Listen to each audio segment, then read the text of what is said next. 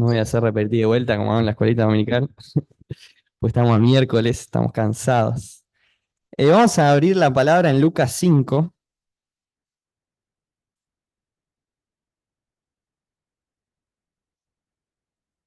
y sobre todo para el video, pero también para nosotros, el título de esta noche va a ser una pregunta y la pregunta es, ¿cómo estás con Dios?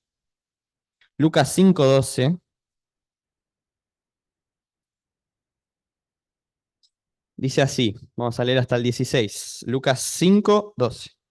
Sucedió que estando él en una de las ciudades, se presentó un hombre, el Cristo, ¿no? Obviamente, Jesucristo. Se presentó un hombre lleno de lepra, el cual, viendo a Jesús, se postró con el rostro en tierra y le rogó, diciendo, Señor, si quieres puedes limpiarme. Entonces, extendiendo él la mano, le tocó diciendo, quiero, sé limpio. Y al instante la lepra se fue de él. Y él le mandó que no lo dijese a nadie, sino, ve, le dijo, muéstrate al sacerdote y ofrece por tu purificación según mandó Moisés para testimonio a ellos. Pero su fama se extendía más y más, y se reunía mucha gente para oírle y para que le sanase de sus enfermedades. Mas él se apartaba a lugares desiertos y oraba. Vamos a leer de vuelta el 15 y el 16. Pero su fama se extendía más y más, y se reunía mucha gente para oírle y para que le sanase de sus enfermedades. Mas él se apartaba a lugares desiertos y oraba.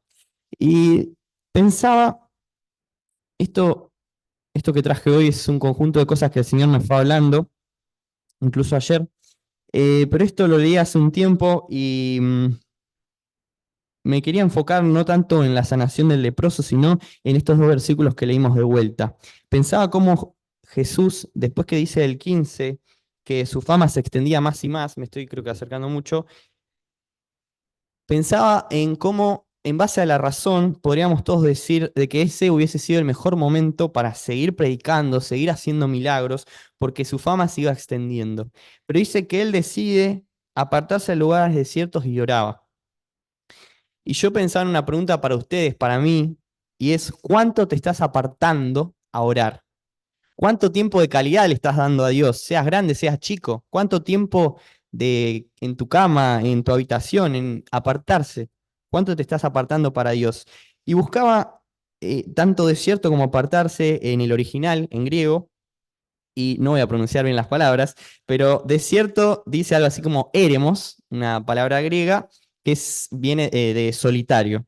Pero apartarse, y esto me gustó, que es jupojoreo, anda a saber si lo pronuncié bien, pero creo que acá ninguno es maestro de griego, que dice dos cosas, dos significados, anote acá. Dejar vacante y retirarse calladamente. Y me gustó esto de retirarse calladamente porque pensaba en un Cristo que no hacía espamento cuando iba a orar a Dios. No, miren, acá estoy yo y me aparto. No, él se retiraba calladamente, se apartaba. Y por otro lado, el tema de dejar vacante me hacía pensar en una pregunta hacia ustedes y hacia mí es, ¿cuánto te pensás, así como para bardear, cuánto te pensás que sos de importante como para no dejar eso y dárselo a Dios? ¿Cuánto te pensás que tus acciones son tan importantes como para no dejarla vacante, no dejar el espacio, ¿no? Y pensaba también que estamos en una sociedad que, no sé si se sienten así, pero que nos demanda ser productivos todo el tiempo, o por lo menos estar haciendo algo, estar entreteniéndonos o algo. Y creo que no es casualidad, ¿no? Creo que no es casualidad y que esto no debería desenfocarnos. Vamos a otro versículo en Mateo 18. Bueno, traje tantos versículos como estoy acostumbrado, ni el mismo esquema que suele hacer. Mateo 18, 8 y 9. Pero sí vamos a leer algunas cosas duras que habla Jesús. Mateo 18, 8 y 9, también conocidos estos versículos, dice, por tanto, si tu mano o tu pie te es ocasión de caer, córtalo y échalo de ti. Mejor te es entrar en la vía cojo manco que teniendo dos manos o dos pies ser echado en el fuego eterno. 9 dice, y si tu ojo te es ocasión de caer, sácalo y échalo de ti. Mejor te es entrar con un solo ojo en la vía que teniendo dos ojos ser echado en el infierno de fuego. Y obviamente no me voy a meter en lo quizá polémico o dar mucha explicación porque también viene hablando de otro contexto, pero me gustaría tomarlo como que Cristo a veces nos manda a ser radicales, nos manda a cortar, a abstenernos de muchas cosas y sobre todo las cosas que nos lleva a pecar, que nos lleva a apartarnos de Él. Y quizá también abstenernos de cosas como entretenimiento, como parte de nuestro trabajo, o no abusar de eso, no abusar de nuestros estudios, de incluso a veces actividades de la iglesia. ¿Cuántas veces estamos dándole, entre comillas, más a Dios en la iglesia que en nuestra casa? Y eso no está bien, como tampoco está bien no darle nada en la iglesia, ¿no? Y quizá no, quizá algunas de estas cosas no hay que abstenernos, pero sí lo que tenemos que hacer es apartarnos a lugares desiertos y enfocarnos en ese autor y consumador de la fe, que dice ahí, vamos a leerlo, Hebreos 12:2, conocido también.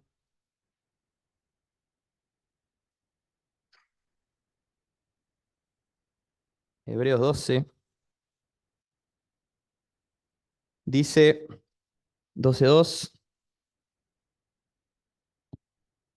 dice así, puestos los ojos en Jesús, el autor y consumador de la fe, el cual por el gozo puesto delante de él, sufrió la cruz, menospreciando el oprobio, y se sentó a la diestra del trono de Dios. ¿Qué dice? Puesto los ojos en quién?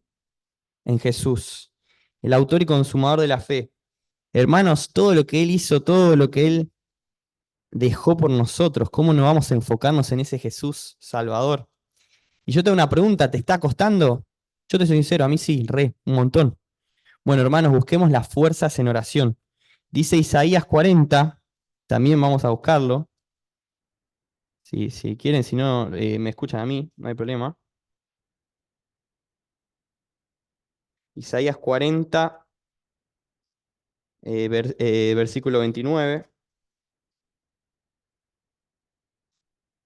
Dice, Él da esfuerzo al cansado y multiplica las fuerzas al que no tiene ninguna. Los muchachos se fatigan y se cansan, los jóvenes flaquean y caen, pero los que esperan a Jehová tendrán nuevas fuerzas, levantarán alas como las águilas, correrán y no se cansarán, caminarán y no se fatigarán. Y pensaba en esto que dice el 30, dice, los jóvenes flaquean y caen. A ver, de acá, ¿quién se siente joven? ¿Quién se siente? Levánteme la mano, dale. ¿Quién se siente joven? Está bien, ustedes son bien jóvenes. Está bien, muy bien, muy bien. Hay algunos que no, está bien. Pero me encanta esta parte porque dice que los jóvenes flaquean y caen. Por más que tengamos fuerza, yo tengo 20 años, aunque me dicen a veces que soy un abuelo, los jóvenes flaqueamos y caemos y Dios lo sabe. Dios lo sabe. Pero Él que nos ofrece nuevas fuerzas. A los jóvenes, a los que se sienten jóvenes y a los que no se sienten jóvenes. Pero ¿qué tenemos que hacer? Esperar en Jehová. Vamos a leer otro versículo en Marcos, siguiendo con lo mismo.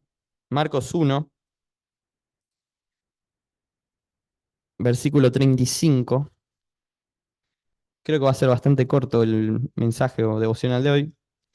Marcos 1:35 dice, Jesús, levantándose muy de mañana, siendo aún muy oscuro, salió y se fue a un lugar desierto, y allí oraba.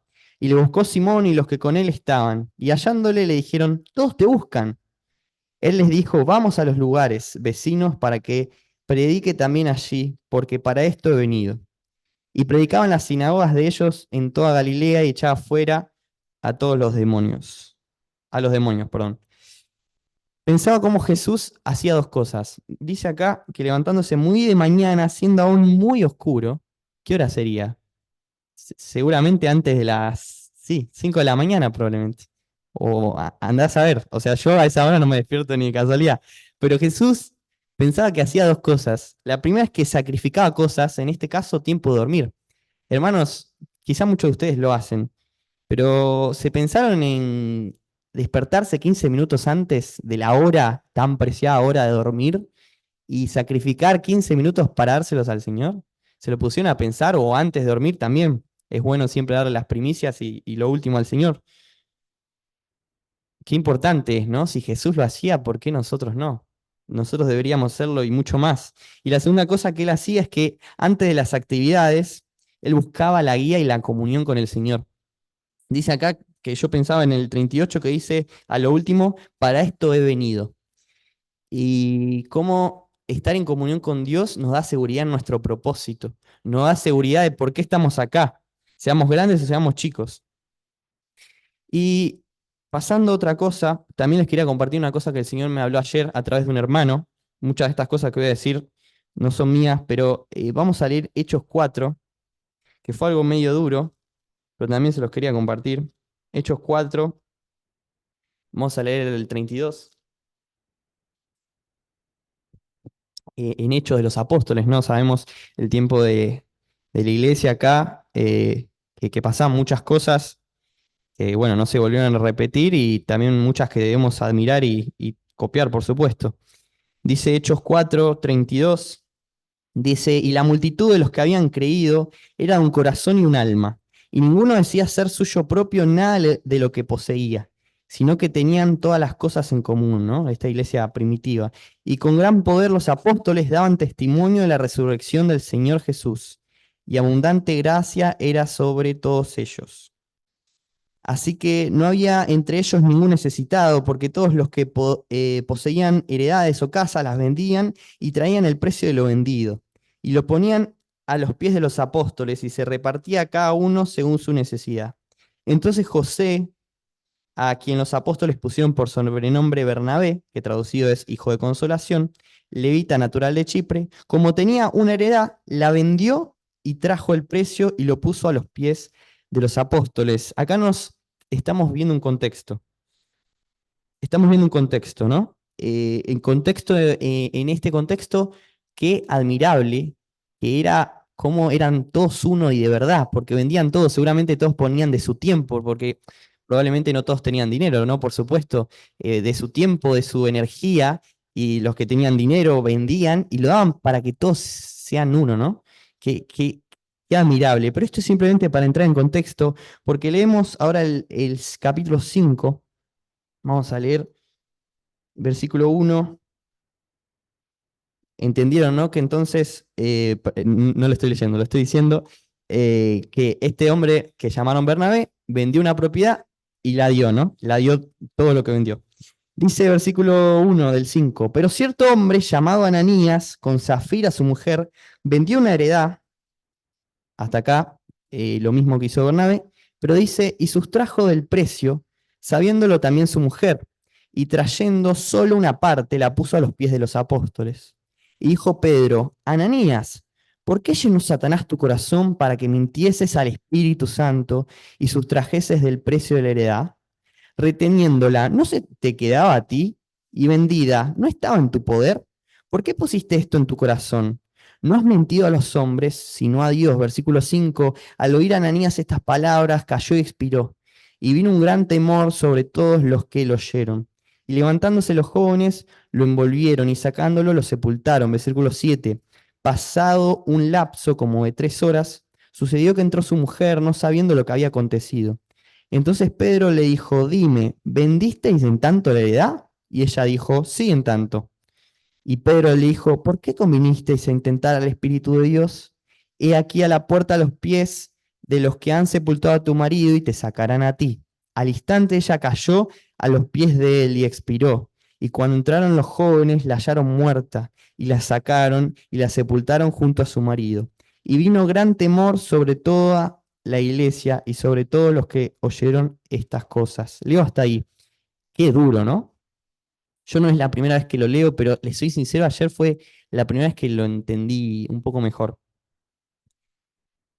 Vemos acá, por si les costó prestar atención, cómo Ananías y Zafira vendieron una propiedad y quisieron simular como que hacían lo mismo que Bernabé, pero ellos se quedaron una parte. Y es duro, ¿no? Porque esto es algo que nos sucede hoy en día, pero Dios los mata. Es súper duro. Y pensaba yo que meditaba ayer de que ellos le dan a Dios, no es que no le dan. El problema no estaba ahí. El problema es que ellos mienten con lo que le dan a Dios. Mienten y quieren simular una cosa. Y tenía dos preguntas para hacerles y para hacerme. Y es, ¿estamos siendo honestos con lo que le damos a Dios? ¿Estamos siendo honestos con lo que le damos a Dios? ¿Cuánto más le podríamos dar y no se lo estamos dando? ¿Cuánto más le podríamos dar a Dios y realmente no se lo estamos dando? A veces nos queremos mentir a nosotros mismos, nos ponemos excusa, ¿no? Que soy muy grande, que soy muy chico, que trabajo mucho, que tengo hijos, que no tengo hijos, que qué sé yo, que no tengo tiempo, un montón de excusas, cada uno las sabe, yo no voy a juzgarlos a ustedes, pero sí cada uno es bueno que se autoexamine. Y cuántas veces nos mentimos, ¿no? ¿Cuántas veces queremos mentir o queremos simular? Venimos acá y queremos simular una cosa que no le estamos dando a Dios. Porque nosotros no hace falta tener dinero. Generalmente les podemos dar tres cosas a Dios: dinero, tiempo o energía, fuerzas, ¿no? Y hermanos, seamos honestos, examinémonos, hagamos un parate. A mí me gusta decir siempre eso, porque a veces venimos como todo así y pongámonos a pensar, no le estamos mintiendo a Dios, no nos estamos mintiendo a nosotros, a la iglesia, de lo que realmente le estamos dando a Dios. Estamos siendo honestos realmente. Eh, Me gusta el versículo 4 y 9 que es duro, que dice el 4 dice la última parte: no has mentido a los hombres, sino a Dios. Y bueno, el 9 dice: ¿por qué convinisteis en tentar al Espíritu de Dios? Y aunque esto es algo duro, esto nos muestra que al Señor le enfurece que nosotros seamos hipócritas, que al Señor no le agrada para nada que nosotros mintamos con lo que le damos. Y parece que no tiene tanto que ver con Jesús, pero Jesús fue la perfección de que lo dio todo por Dios y por nosotros. Y si Jesús lo dio todo, ¿cómo nosotros no lo vamos a dar todo, no? Eso parece cliché, pero es de verdad. O sea, Él dio todo, dejó su gloria por nosotros. Y termino con esto, creo que fue corto, con la pregunta del título: ¿cómo estás vos con Dios? ¿Cómo estás vos con Dios? Si estás desenfocado, es tiempo de volver, ya. No te pierdas el propósito que Dios tiene para tu vida, para mi vida. No te pierdas las bendiciones que Dios tiene. También las pruebas, pero de la mano de Dios. Y si estás ya enfocado, crees que estás en camino, ¿no? Obviamente, porque nadie es perfecto. Pidámosle al Señor guía, fuerzas, porque las necesitamos. Los jóvenes flaquean y caen. Nosotros flaqueamos y caemos. Y realmente, hermanos, seamos como Cristo y busquemos estar lo más que podamos en comunión con Dios y en comunión con nuestro Señor Jesucristo. El Señor los bendiga.